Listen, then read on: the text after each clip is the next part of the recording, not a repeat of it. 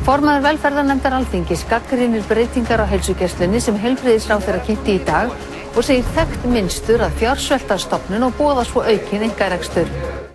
Heilbrigðisráðherra boðar miklar breytingar á heilsugæslunni. Einkarekstur heilsugæslustöðva á höfuðborgarsvæðinu verður boðinn út í næsta mánuði. Ráðherra segir ekki verið að einkavæða heilsugæsluna.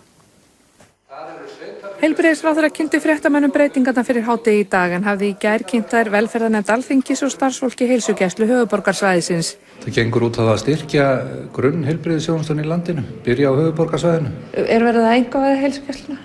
Nei, það er langur vegur frá því. Við erum að gera ráð fyrir því að það verði óbreyttur rekstur á þessum 15 opinberu stöðum sem við erum með í rekstri í dag og síðan bætum við alltaf 3 stöðum sem að verða í rekstri einkaaðila. Það er nú allt og sumt.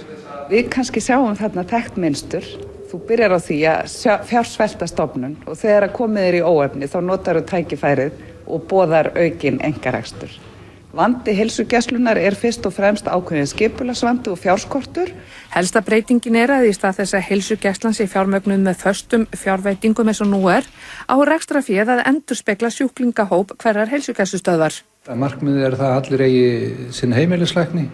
Sjúklingar munu smátt og smátt fá tilfinningu fyrir því að það ræður fjármögnun heilsugæslustöðvar hvar þeir kjósa að vera skráðir á stöð. Á í raun og veru að bæta inn einhverju alvöru fjármagni í heilsugæsluna eða er þetta fyrst og fremst tækifæri til þess að ná fram pólitískum stefnumálum aukna einkavæðingu í heilbrigðiskerfinu? Sjúkratryggingum Íslands hefur verið falið að sjá verkefnið og gerir ráðherra ráð fyrir að auglýst verði eftir 9 rekstraraðilum í mars.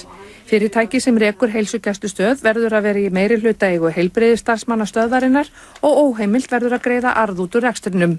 BSRB ítrekaði morgun ályktun stjórnar bandalagsins frá því í desember þar sem alfarið lagst gegn áformum heilbrigðisráðherra einkavæðingu heilsugæslustöðva.